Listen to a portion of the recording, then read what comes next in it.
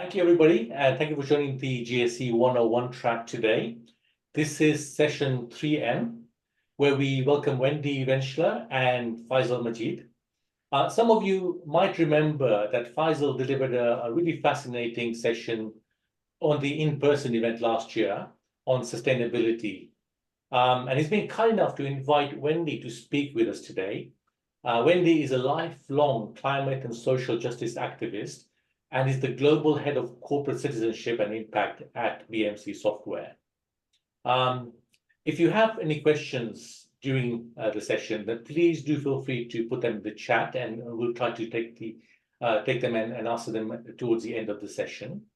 And before I hand over to Faisal, I just want to remind you all to please complete the feedback form after the session. I will put a link in the chat in a few moments' time as well, and that's really useful for us to make sure we are continuously improving our sessions at the conference. So with that, I'll hand over to Faisal. So please go ahead, start your conversation, and I'll go on mute for now. Thank you. Thank you very much, Atul.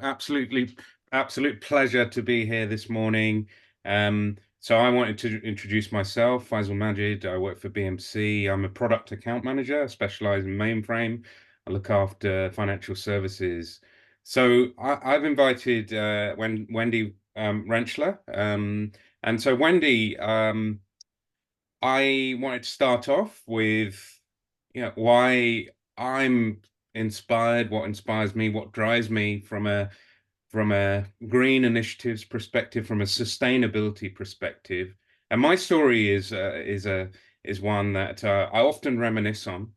And it was as I grew up at the age of 9 years old, a vivid memory and incident that happened where I'd finished football, because I played football. I played for a local team, and came back, and we were going to play in a couple of days' time. So I put my kit, which is always messy and smelly as it is, I put it in the washing machine, and I said to Mum, can we run the washing machine? There was a load of other clothes, and this was in the early 80s. So we had an old, noisy, rusty washing machine, right? And it started spinning, and, we were doing other things, and it stopped.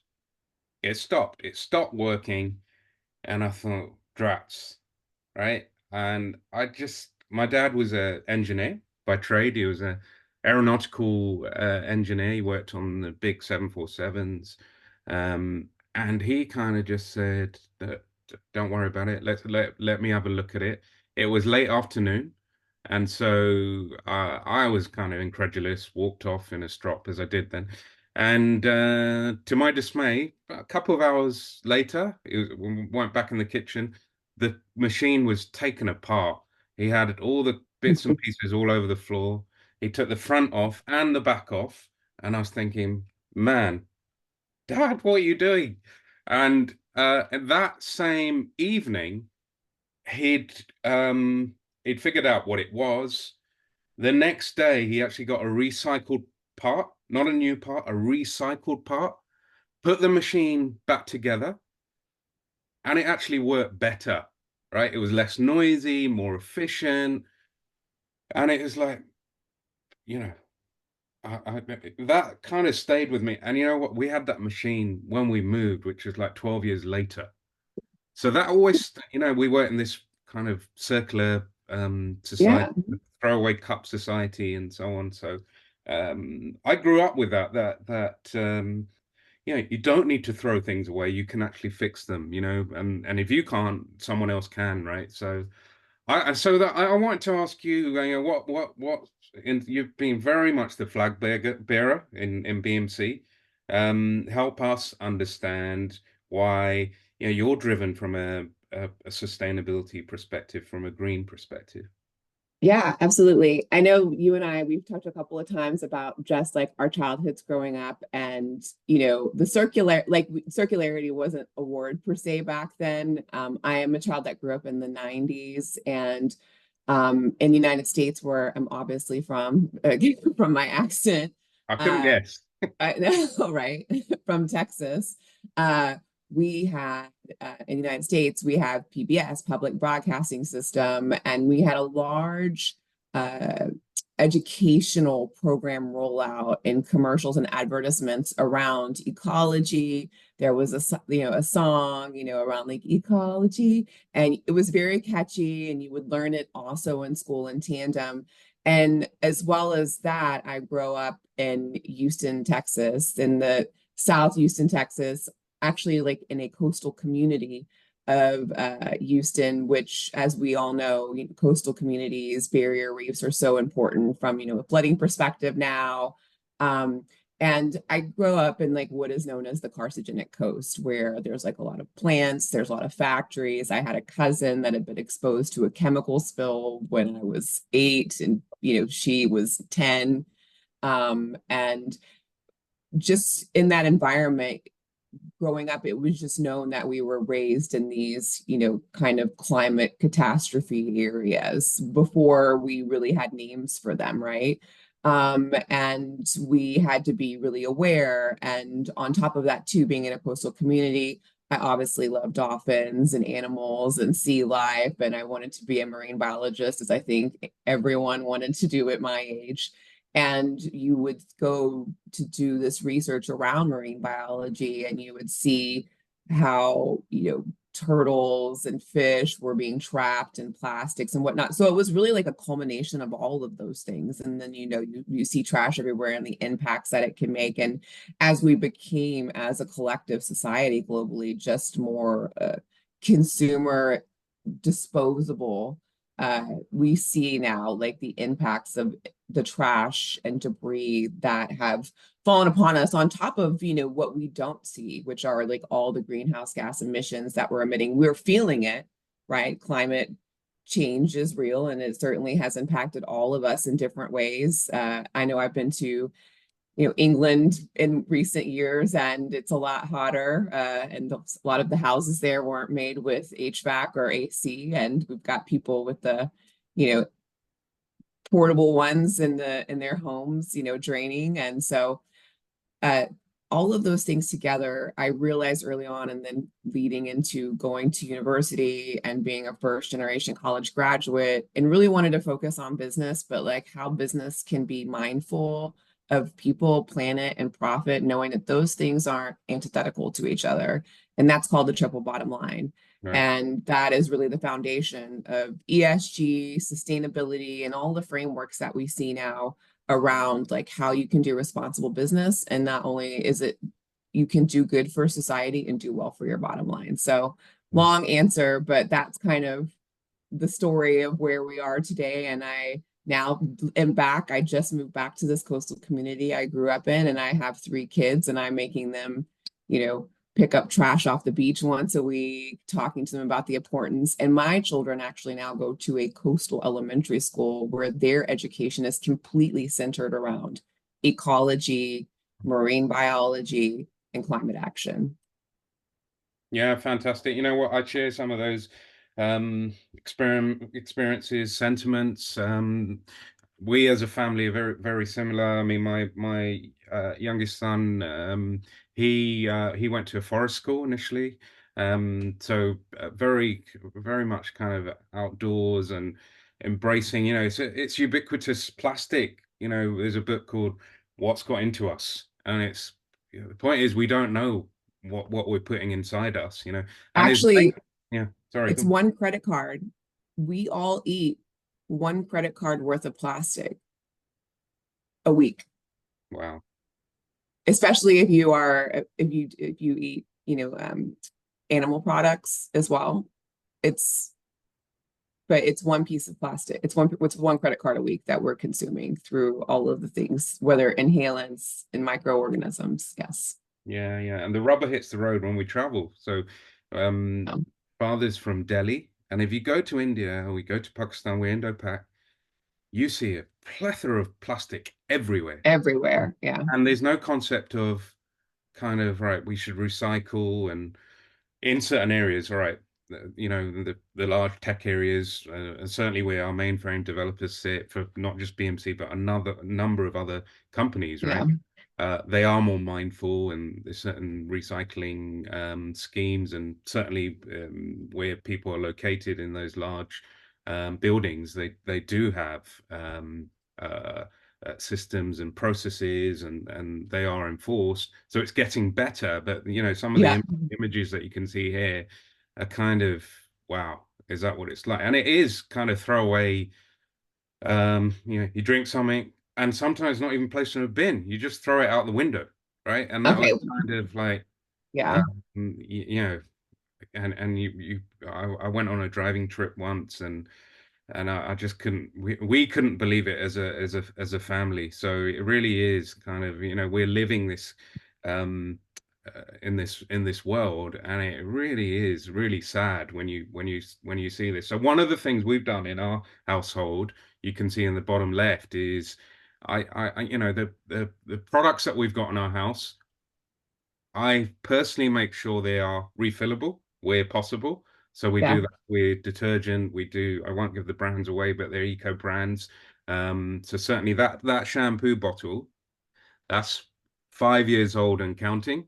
So I've got the refillable 5-liter tubs and so on. And the kids just are wired that way now. They make those choices. I think that's part of this. So yeah, the refillable is such a great opportunity and option for so many people. And there are refillable stores now where you don't even have to buy the big. We have one in my small coastal community town, and that's been, exciting to see how those things are starting to evolve and change. And side note, please, I hope no one on this call is like throwing anything out their window. Like, don't do that. The picture that I have that I wanted to share was around like devices. So to your point, one of the things, something that you're doing, which is such a great thing that anyone can do, the devices on what I wanted to share is something that's so important.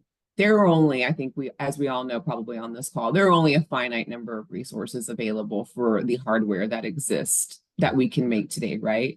And at BMC, I know we're working within several of our own industry verticals that we have a large influence in, to work with them to create collectives around circularity. So that way we don't have to like mine for materials anymore.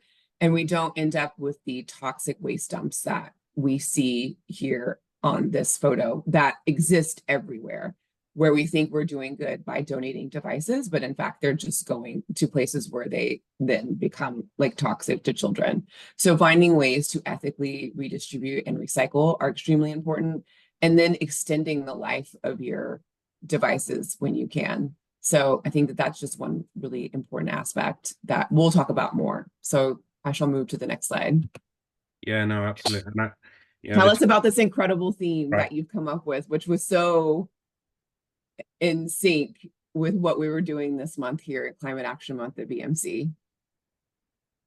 No, yeah, absolutely. I mean, we grew up with that soda can or whatever it was, and when you're 9 or 10, you want a straw, right? And again, when you're out in convenience foods, and what are you given? You're given a straw, and it was a plastic straw, and it was just an accepted norm, and that's why the quote, it's only one straw, said 8 billion people. But historically, there's been another billion or multi-millions of people that have opted for a straw that has gone in the bin somewhere and now in landfill, right? So yeah. And I love when you came to me with this idea last week when we were at our sales kickoff and said it's only one straw. And here at BMC, during the month of April, we have an observance month every month, and it's Climate Action Month. And one of the things that we do is a 30-day sustainability living challenge where we invite our employees to join us to make just one small change a day in order to take steps towards climate action, because it can be really overwhelming. Like, obviously the news becomes very dystopian at sometimes regarding like where we are and how long we can survive on this earth. And it's always really, I always like to remind people, it's not about the earth. The earth is going to be here. It's whether we will be able to survive on the earth with the climate conditions that exist, right? So when we think about that, that can be extremely overwhelming, and people do get climate anxiety. That is an actual thing. So we try to make it more consumable, pardon the pun, around one small thing that you can do every day to help like change mindsets. And hopefully one of the things that you choose throughout the Sustainable Living Challenge is something that you carry on and talk about within like your own communities, because that's like how we really make change, right? And through all of these small changes together, you can really start to take action. You can really start to see change in how communities are, impacted by this. So I just love how well that synced up, because we actually have a straw, like changing to that reusable straw. I think that's one of the best things. I actually carry a reusable straw with me. I am not 12 or 10, I am 43, and I require a straw in every drink. So, and I carry my own straw with me. It's accountability, right? So yeah, the quote, the greatest threat to our planet is the belief that someone else will save it. It's kind of, we don't want that, right? We think it's a burden, right? But there are things like this wonderful plan that you put together here, that you can do on a daily basis and change habits, because part of this is changing habits, right? Yeah, changing habits and getting people to do it with you. Right. Tell me about these numbers. Yeah, no, look, the numbers are really profound, and I think us as mainframers, I think we need to take a step back for a second and just think about this, right? So just bear with me, right? So there is about 7 million data centers around the world. These are the latest stats. There's around about 8 billion lines of code across the world in operation. I got that validated by someone, and also that's public domain knowledge. That's a hell of a lot of data and information out there, right? So what does that mean? So data centers, they're responsible for 1% of electricity demand across the world, right? Everyone knows consumption's growing, transactions are growing, so therefore carbon footprint will continue to increase, right? It's something like 200 terawatts that are consumed annually by data centers. So you can, right, that's a Google number. What does that mean? So if you go to the next one. So I grew up and having come from the 1980s, let's just say. This is always a film that many of us, if not all of us, watched. So it's Marty McFly. One of the best films. Sorry? I said Back to the Future is like one of the best films of all time. It's iconic, right? And this line is iconic. And it's Marty McFly talking to, Doc. What the hell is a gigawatt? Right? That kind of, everyone knows that that phrase, right? So it's kind of, okay, I what the heck, rather. The Britishness in me coming out there. You would never say heck. So if you think of a light bulb, so a light bulb is, depending on where, house room, is about 60 watts, right? 40, 60, sometimes 100 watts. The laptop that you have in front of you right now, that you're watching this on, you might have a phone, but that uses between 30 and 90 watts, which is interesting because it's low power consumption. Okay, now 1.21 gigawatts is the energy consumption of New York City, right? It can reach up to 1.21 gigawatts, right? What is a gigawatt? Well, it powers more than 10 million light bulbs or one fictional flux capacitor, right? In the DeLorean. In the DeLorean. Yeah, right. So that the gigawatt is equals to 1 billion watts. So just if you think about that for a second, right, that's a hell of a lot of power, right? If we take that step forward now, what is a terawatt? So 200 terawatts, the data center consumption annually is 2 trillion watts. 2 trillion watts, right? And that is the same as the power, total solar power that reaches the Earth's surface, right?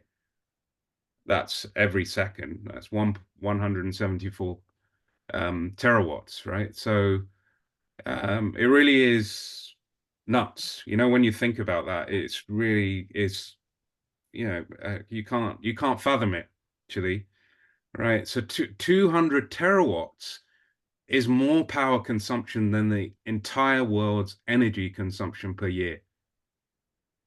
So we you know, people in IT, us that consume this and work in this industry, and it's not just us, it's everyone around us. Everyone is responsible for power and output, and so therefore there's a data center that's consuming that, right? So if you want to click through, so that for me is right. We are responsible in this world as adults, right? And until I just looked at this, I kind of just thought, wow, you know, that it was kind of not just a laugh out loud moment. It was kind of incredulous. I just couldn't believe it, right? So Yeah. So the question then is, right, we have given the accountability, what can we do? And moreover, what can governments do? Because, you know, we are individuals, but we're driven by rules around us, regulation around us. So, Yeah. so maybe if you could help us understand. Well, I think, yeah, first off, I live for the European Union and what they're doing right now in terms of the Corporate Social Responsibility Due Diligence Act. We, as a global society in the last 3 years, from a business community standpoint, have really started to hold each other accountable, right, around our supply chains, for example. Here at BMC, I'm responsible when we're like in the sales cycle, for example, at those stages where we are getting questionnaires from our clients during that process of do you have net zero goals? What are those net zero goals? How are you getting to net zero? Are you a part of SBTI, the Science Based Target Initiative? Do you disclose to the Carbon Disclosure Project? And the private sector has really kind of started to take that on because a large portion of the buying center has changed, right, to people that are more focused around how can we make our business more sustainable, but also too because compliance has been coming specifically from the European Union around corporate social responsibility due diligence, which does include all of the things having to do how you're running your business sustainably, right, and real tangible accountability metrics around how you're going to get that done. And so that is something that's really exciting. I don't think a lot of people would describe it as exciting, but I do, because I know it is a really big first step into global also conformity around it, because right now everyone's doing a little bit of something different. But when GDPR came out, for example, that was a first step that really everyone starts to move around, right? Everyone now has like GDPR. Even if you, like, we're based in the United States, if you're an international company, you have to be in compliance with GDPR in order to do business internationally. We're all tied globally together. So these global laws, compliance, and accountability factors that are rolling out are starting to move all of the entire needle, moving all of us to it. But as I mentioned too, in the last 3 years, the accountability circle within all of our supply chains has really started to strengthen too. And in fact, in the United Nations, they are, instead of focusing on working with countries on really driving action towards sustainable development goals, which are 17 goals that the world has agreed upon. You probably see them in airports. And if you have an Android phone, there's a little circle with multiple colors. They have really started to work more with the private sector as well, because the private sector, they see, is where change can really happen. And so it's really exciting to not only see private sector take it on, to see the United Nations, and they are foundational in all of the laws that we see come towards us, but also to see this compliance rolling out and how that will start to impact. And because of that, obviously boards now are taking any organization that is publicly traded has already been given, you know, the call to action that you need to get it together. And so these boards are talking to the CEOs of companies and being like, hey, I need to see like a plan around how you're going to reduce your greenhouse gases. And then that's pushing down, to your point, we just saw like the impact of IT to our IT leaders, right? Yeah. And they're asking these CEOs are asking the IT leaders, how are you going to reduce greenhouse gases? How are you going to build a strategy and make sure that we are, transformative in our IT journey, because every organization has an IT journey, whether they make widgets or software. And how are you going to do that with the tools that you have today? So those are, what is driving us from a compliance perspective. And I think in the next slide, we're going to talk about like really practical next steps that people can think about, not only even if you're not an IT leader, how you as a mainframe developer or someone in mainframe can start to think about how you apply that from an implementation and applicability. Yeah, no, Did absolutely. that answer your question? Yeah, no, absolutely. I think we're going to go on to discuss how you promote awareness, obviously as BMC. So this is right, as corporations and companies that you speak to and deal with, how are they going about doing this? How do they structure and think about their data center design, etc. So if you can shed some insights on that. Yeah, no, so I think some of the there's so much really cool technology out there. First off, if you've ever been to, I know that many people on the call probably go to trade shows and conferences, and you're starting to see more of the people in the corner talking about how we, do data design, how we are like doing energy efficiency. And I think some of the biggest call outs are around where we have data centers, right? Does it really make sense for us to have a data center running, I don't know, like in Arizona in July in the middle of the afternoon when it's 120 degrees outside? It does not. So observability around like our tech stacks and when we're running large batches of data or loads, what time we're running them, where we're required. I know you and I we were talking about this yesterday from a compliance perspective. If we are in a global organization, sometimes you are required to have a data center in a specific location. So you don't necessarily have control over that, but you do have control over how you build it, the materials you build it in. Running a data center you do not have to have the cooling system on you don't have to keep the racks cool or at 67 degrees. You can run it efficiently and maintain the integrity of that infrastructure at 82 degrees. Focusing on what time, of course, that you're doing it. But if you do have the freedom to decide where you have those stacks at, or your data centers or your infrastructure, finding places that make sense to do that, like places that are cold and running your loads at night. And then also too, pushing your suppliers.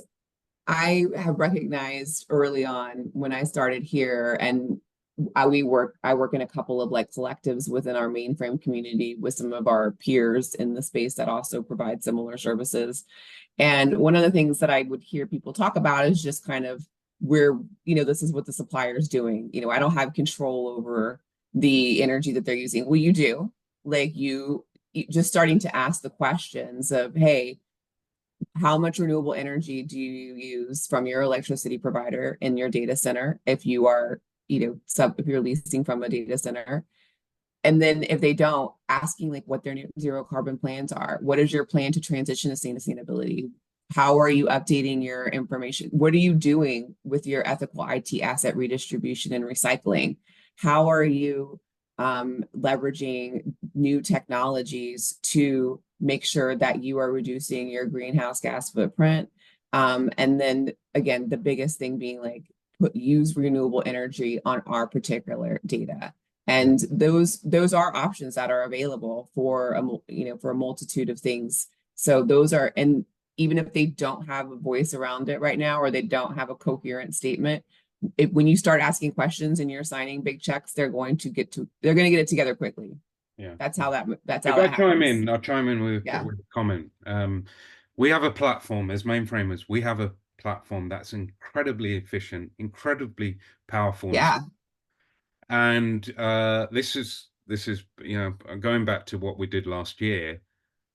One of the things that came to light was how efficient it is, right? So there were two banks that sat in this session, and both UK clearing banks, one global juggernaut of a bank that you would have seen when you come out of an airport, and got logos everywhere. So it was a comment that one of these organizations made, and they said, right, the mainframe is just another server that sits in the data center.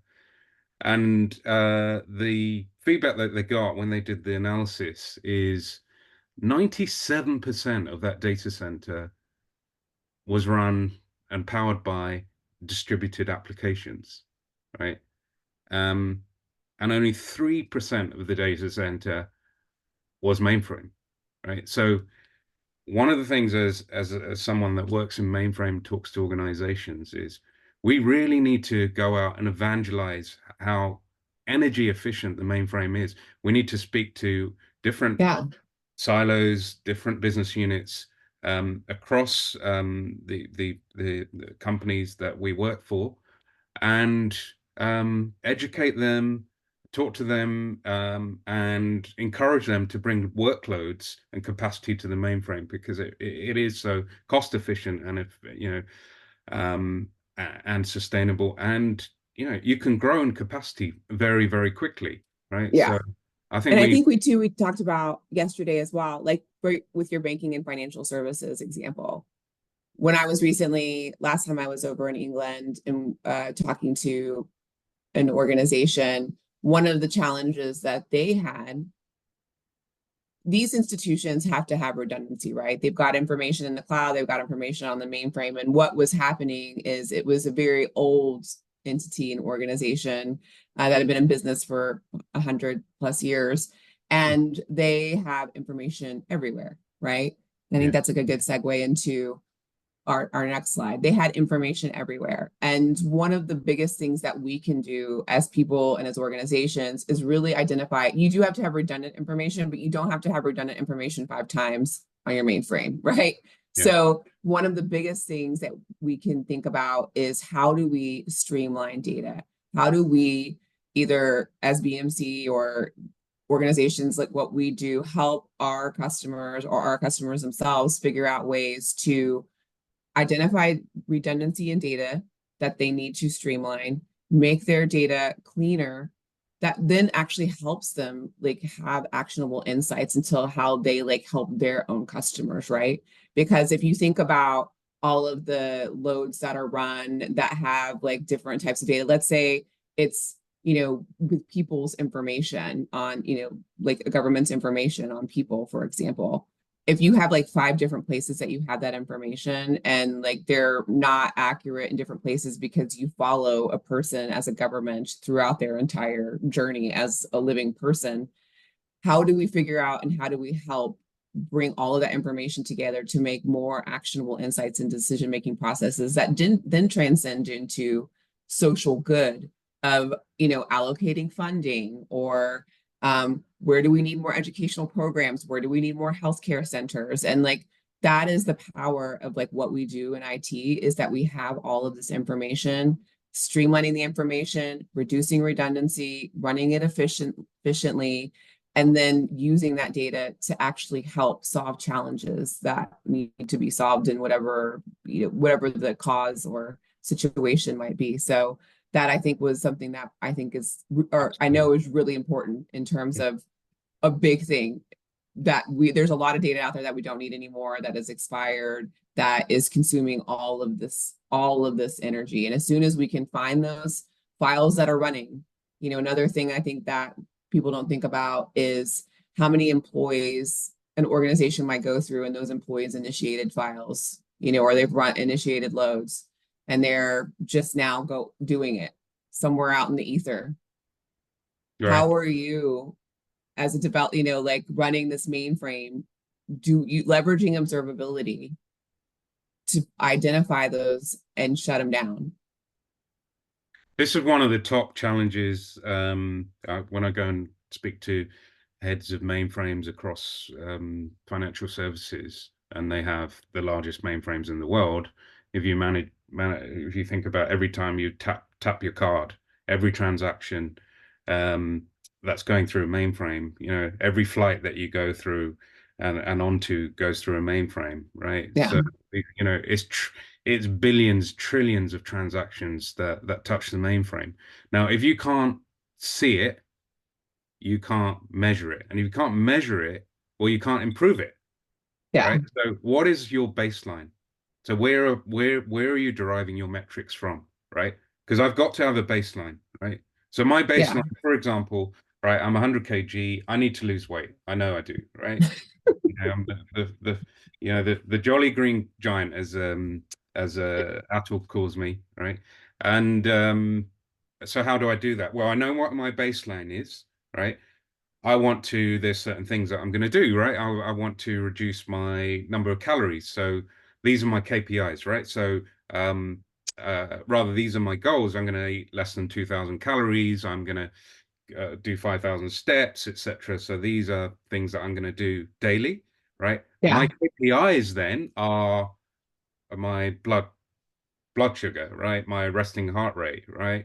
My weight in a week's time, right? So then, but I started with a baseline, right? So in the same way, you know, heads of mainframes need to work that out. So they have tools, measurement tools that they can do this, right? And now it's a case where, well, that was a thought, and it's something, you know, we're ticking the box and we're being sustainable. It's all over our website, Faisal, and now it's a case of, right, well, you need to achieve, and you're accountable to your shareholders, a 1% reduction, right, in the next Yeah. year, right? So how are you going to go about doing that? And you need to have a plan, right? And part of this is, if you go on to the next slide, is a culture.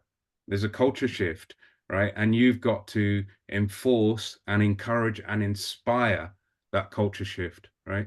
So for me, when going around speaking to developers, you know, it is, like you say, the way the way they think about their tasks, the way they develop code, right? They need to think about doing that in a sustainable way. What does that mean, right? We talked Eco about design, yes. absolutely. And there's so many, we do eco design here, which is really great. Like we train all of our developers around that. And it makes such a difference in terms of like how our products expend energy, because that's a question we get. You know, that's a question we get now that we have to speak to. Is like, how are your products across our entire portfolio, you know, going to contribute to me, the business's greenhouse gas emissions? So such a big one.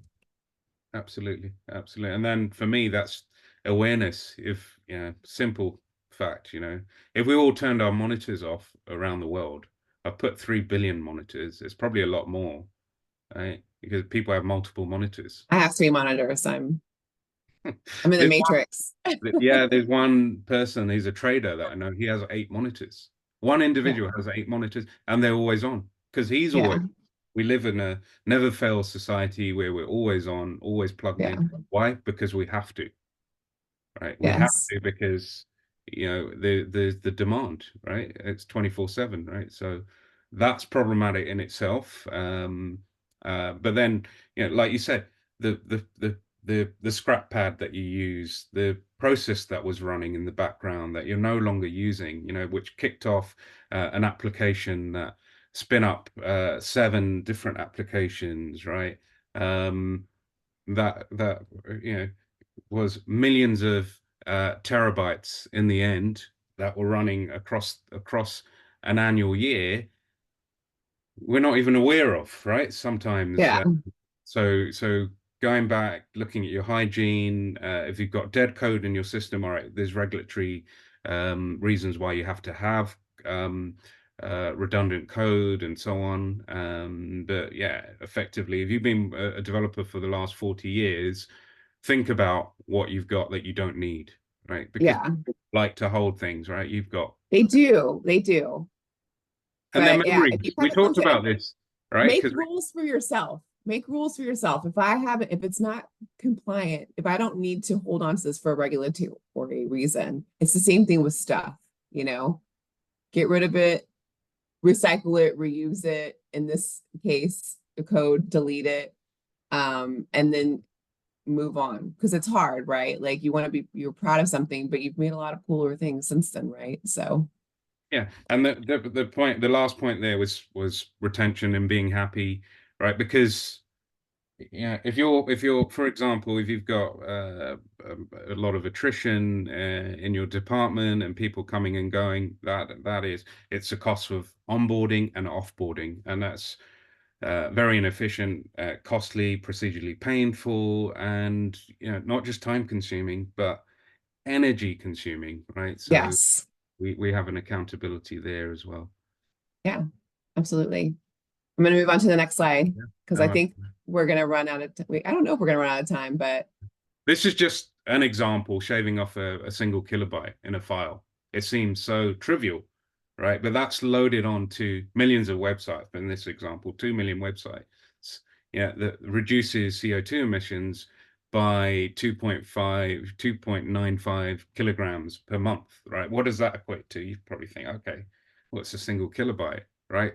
Flying 5 times from Amsterdam to New York, and that's the kind of sit back, think about that, be yeah, mindful of that, right? So it's that small change, huge difference, colossal difference, yeah. We talked about yesterday too. Remember, hygiene around things, as we just talked about code, pictures on your phone, videos Right. on your phone. Right. Actually, I have to take a flight to Silicon Valley in a couple of days, and I made the commitment. I am going to delete 10 videos. I'm going to try to go through and at least delete 50 pictures. It's hard when you have small kids, they're all precious, but you Yeah. gotta make the choices. Yeah. But yeah, No, look, but those small things make a difference. They make such a absolutely, difference. absolutely. Every trip, I'm the same. I'm trigger happy with my camera. So yeah, and I do videos, and most of them are terrible, and I redo them, and I use CapCut. Sorry, I mentioned a name that I shouldn't have, but I use video editing and so on, and it's really poor. And another person that is on this call, in the crowd, that I will name, Atul. Atul is very good at doing this, and then we share things, right? And that is a lot of information. So when I'm scrolling through my phone in the queue to get on my flight, that's where I put my book down and so on. And that's the time where I've started to delete, right? So again, Yeah, small change, but massive impact. exactly. So one of the things I certainly do, so I play snooker. I played as a young boy. I grew up with a cue in my hand, in that billiard hall, spit and sawdust billiard hall, right? And I got very good. We all play. My brother's a professional, 9-ball professional. He tours all around the world. So I play now in the World Seniors. So this is an image of me. I am going to boast about what I've done. I've had plenty of century breaks, right? So I got to a certain level, and I've made 2 maximum breaks. So for people that don't know what a maximum is, it's 147. This is topical because the World Championships in Sheffield are being played right now. So people that are tuned in, you might see that on the box right now.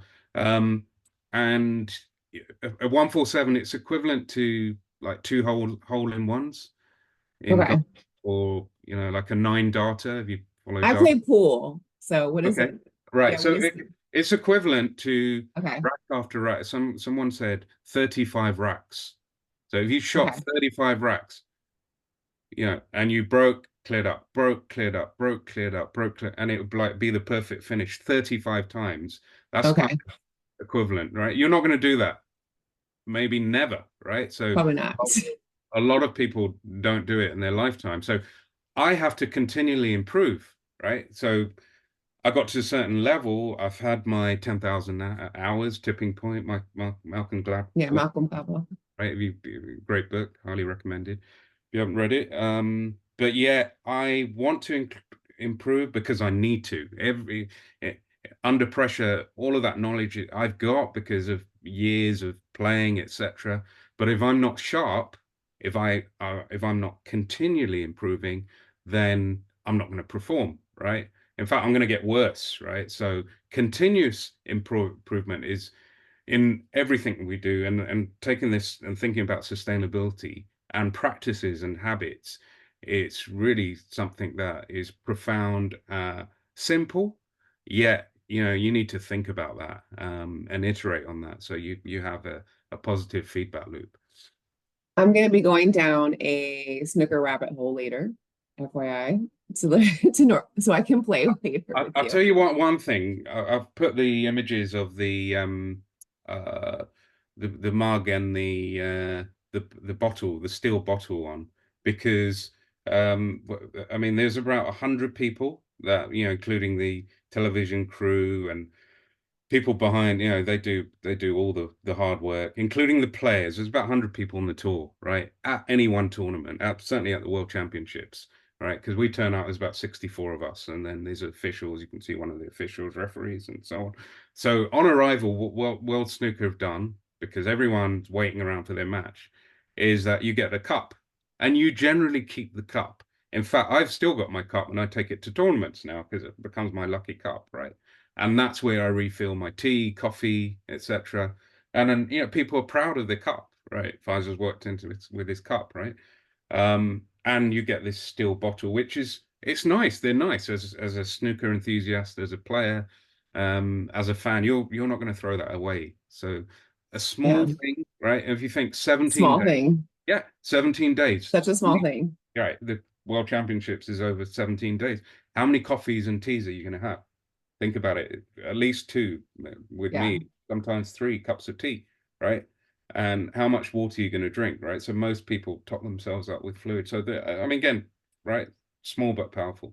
I have left water bottles all over the world, and I have more. I'm like, hopefully someone picks them up. I can't resist it, but yeah, I'm drinking out of a BPA-free BMC bottle. But we do, and I have with our marketing events team. I'm like, if I see a plastic bottle, like I think they just don't use single-use plastic anymore around me, because they know that I'm gonna send an email. Sacrilegious, absolutely sacrilegious. Yeah. All right, so moving on. I'm gonna push play, and let's talk about this and observability. This kind of ties into what we were talking about last time. So when you're talking to clients and they're talking about their, net zero, we've got to get to net zero. How do we do observability around our mainframes? How do we figure out when the best times are and how to get there, and decision making?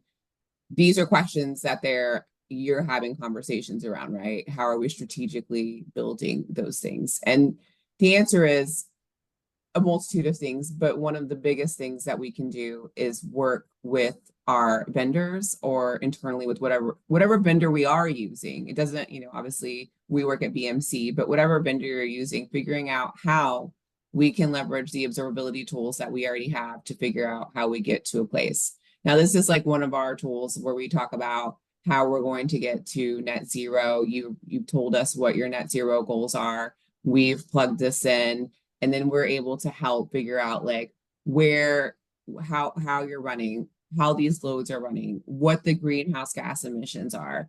If you're running that data center or those mainframes in Arizona in July, why don't we transition them to another data center where you have these at a different time? And then continuing to have recommendation engines. These tools exist, and these tools can help developers. And oftentimes it's just working within your, figuring out with your procurement team, possibly what you have purchased, or what is in the statement of work, or in the SLA agreements or master service agreements that you have with your current vendors, to figure out how, what tools you have.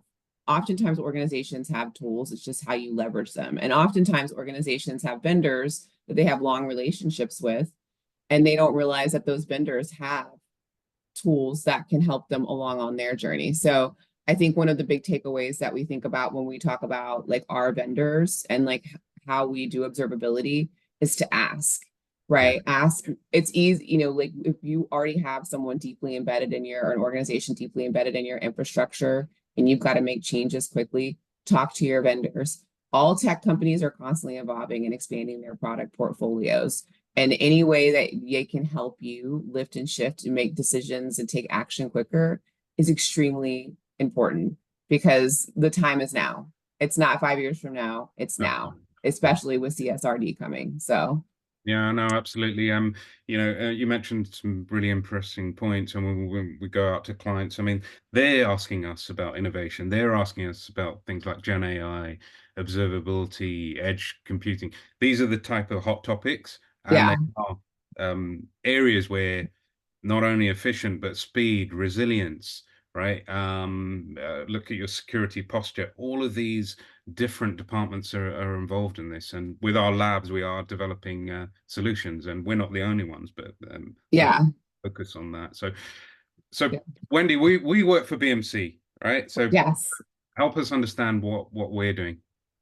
Well, the slide, which is beautiful, by the way, we made these slides yesterday. Tell everyone. So We did it efficiently. Yes, we did it very efficiently. So we have, like I mentioned earlier, we have monthly observances, and in April, there's Earth Day, which is, anywhere from April 22nd, which is the big day, but goes through April 25th, which is today. And then we take the whole month to do it, where we'll have we have a diversity speaker series where we'll have someone come in and talk about, climate action. We've had a series recently around climate anxiety that our One Earth Employee Resource Group led. We do the 30-day sustainability challenge. That's not just for BMC employees, but also for our entire ecosystem. They share that on their LinkedIn's. We have some some of our people will do the challenges with their clients or our big partners, because this is a hot topic constantly. Again, no pun intended. A cool topic. We also do employee training. So during our health and safety, we also talk about environment. And then we, in this month, always do a LinkedIn Learning. Every observance month, we do a LinkedIn Learning video that we offer out. And then for every employee that completes it, we will do a donation, whatever it's tied to an alignment. And this year, for every single employee that completes a LinkedIn Learning video, which you'll see right here, called Sustainability in the Workplace, we plant a tree. So we run a report at the end of the month, and then we'll plant a tree and let those employees know we've planted a tree with our reforestation partner, One Tree Planted. And then we also do a lot of volunteer activities. This lovely photo here is some of our Australia team. Within our customer success portfolio, we actually, in professional services, every time we meet a financial milestone within our portfolio, we put a sea bin in the ocean. And those are docked out of the Sydney, Australia harbor. However, all of our water is connected. I think sometimes people don't realize that all of our water systems are connected. So filtering over, I think we're at the point of 6 million liters of water and taking out microplastics and removing debris to date has been a really incredible opportunity to engage with our clients around things that they like and they care about. And our employees go out and go to the marine labs and learn all about it and clean out the sea bins. It's really cool. And then device drives. We've talked about device drives. We have an ISV partner that is called Sunscreen IT, where we will go in with them, with our clients, and help our clients as they're going through infrastructure changes, device changes, making sure that their devices, anything they're going to recycle, are ethically recycled. Ethically is the key point here, because a lot of IT waste ends up in these countries where kids are literally picking from them and getting toxic inhalation and cancer. And when you have a strong ISV, an ethical IT asset redistribution partner, not only are you including circularity into your journey, but then they take any profits and build actual labs for kids in countries all over the world that we partner with them to help identify. So, and device drives are easy, just everyone bring in your old cell phone. I think there's 8 million, it might be 80 million, but I'm gonna say 8 million to be conservative, 8 million devices in people's drawers. Yes. Just sitting there. When those precious minerals could be in the circularity of our economy. And I believe in the next 5 to 10 years, we'll see some really incredible things from the telecommunications industry where they come together to really build powerful circularity and recycling programs with their devices. Brilliant. I think we're coming to the bottom of Yes, the that's who gave us our 5 minutes. Yeah. It went Yeah, by yeah. so fast. Do you want to go? I know we've got the accolades. We can touch upon those. I know you're waving You the put flag animations here. on all of these. Yeah, no, I love it. I love it. So yeah, like we're a CDP disclosure and we have a gold EcoVadis. And here's just some of the, like to date, we've planted over 133,000 trees across 6 continents. And we're part of the UN Global Compact. And if you want to learn more about what we're doing, please feel free to click on that QR code that takes you to our social impact report. I believe imitation is the sincerest form of flattery. Please take these ideas and do them and make them your own. Yeah, no, Like that's how we make change. absolutely. Yeah. I'm going to move to the next slide, and then just here's us all doing things together. So And we will make sure. Yeah, I was going to say, what are your takeaways? I mean, yeah, as individuals, what can we do? Yeah, I think Leaving that the we room, can. right? We're gonna go about. I know, fantastic, great listening to Wendy, and if I was to ask some cool questions, maybe I did, maybe I didn't. That's up to Here's you. our call to action. You did a call for it, and so we only have 3 minutes. So I'm gonna just read. Everyone read this, and then Atul, I believe. Do we have any questions in the chat? Thanks, guys. That was really insightful, and I learned a lot. I didn't realize there was actually an EU directive around sustainability and compliance. And my question is, are there penalties behind it to actually encourage good behavior in organizations? Are you aware of that? So yes, there will be certainly penalties. Like there's a lot of penalties already out there in the world. However, a lot of times the business consideration is it's a lot cheaper to pay the penalty than to actually take action, which is unfortunate. But I'm not sure what happened there, but the CSRD, I do believe, will start to have more rigorous penalties around what you do as an organization and why you do it as an organization. The legislation has just come out, so they're still building really the rigorous frameworks, and it's scaling over time. Meeting you have a minimum of 250 employees or minimum of like revenue and countries. But if you're a global company, it just makes sense to tackle it on from like a one perspective, because like it doesn't make sense to have disparate programs. But yes, certainly pennies will come in place. And I do believe in the UK, I do know, I have one example, but I can't share specifically, but I do know that they have declined people from doing business and expanding in the United Kingdom and in the EU because they weren't in alignment with international trade agreements, universal human rights, which were leading into the CSRD that was coming down the pipe. I got it. Thank you very much. there For everybody was in the audience, I have allowed you to unmute yourselves. So if you do have any questions, then please don't be shy and please do unmute yourselves. There was one from Niall here. Wendy and Faisal, are there any affordable products or services that you'd recommend using so the audience can do their bit? I don't think we can do an advert for products, services. What I can just say quickly on this one is certainly buy in bulk. Think about the product. I mean, look on the back of the product. I mean, there's 20E numbers. Obviously, you know what to do there. It's maybe give it a miss. Certainly give it a miss. So natural products, certainly, and buy in bulk. That's from me. Yeah, and products in general. So I think when we think about what products we buy and how those products are, people think I need a whole bunch of it. Yes, buy in bulk for sure, but also for instance, let's say meat. If you're a meat eater, people will be like, well, organic meat's so much more expensive and I can't buy as much. Do you need as much? Right. Absolutely. Do you need 2 pounds? Maybe you only need like half a pound and it's the same price. So I try to think of, I get that question a lot, and especially when I worked in healthcare, I would get that question a lot, and I said, maybe you don't need to eat that much, just eat a little bit less meat and then invest in other products and shop locally. Absolutely. Shop locally for a multitude of reasons, from like the vitamins to your allergies. That makes such a difference in farmers markets, and you can get really great deals. Wonderful advice. More human. Just be human about things, Yeah. Get to meet Tony and David, right? Excellent. Guys, thank you so much for insights. This session has been recorded. I'm sure many more people will view it and take action and advice that you've shared with us today as well. We have come to the end of our time. So I'll just remind everybody, please click on the link that's in the chat. And please do provide feedback for our session, and we'll try to do something even better than today's session in the live event later on this year. So once again, thank you so much, guys, for your assistance, and we'll see you next time. Thank Thank you, you. everyone. Been an absolute Bye. pleasure. Bye-bye.